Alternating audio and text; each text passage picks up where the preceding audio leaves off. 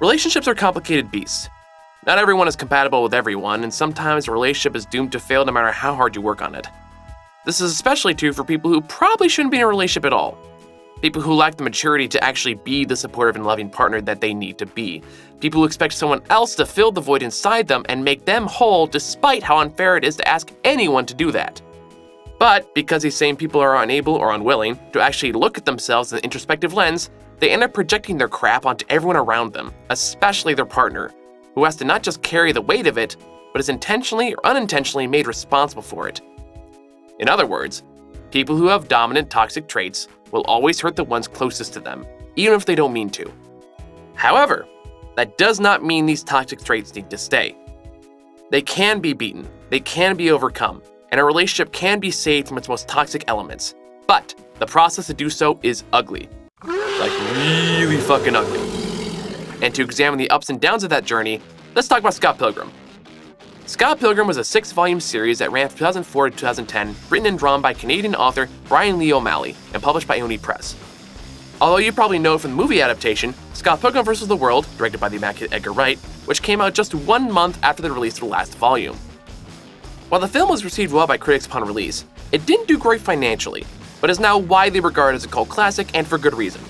And before I go too deep into this, let me just say that I also love the movie, but I'm going to be doing a lot of comparisons to the source material that may sound like I'm shitting on it.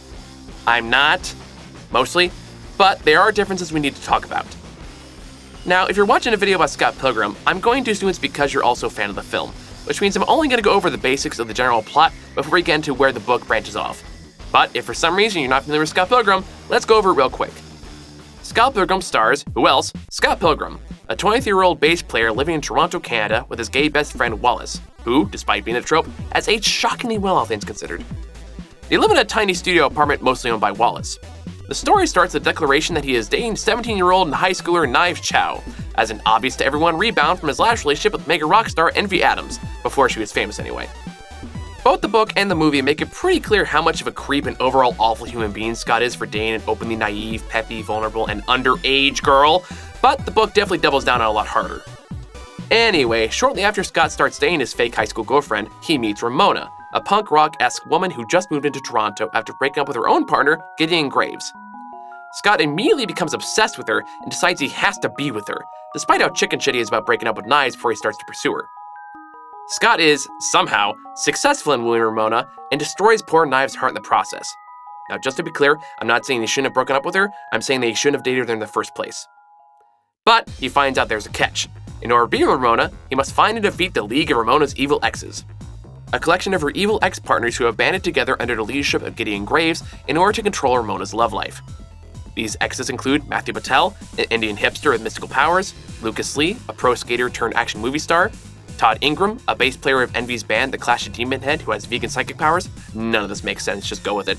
Roxy Richter, who's the only ex-girlfriend who possesses ninja skills, and Kyle and Ken Kachinagi, Japanese twins who are experts in robotics.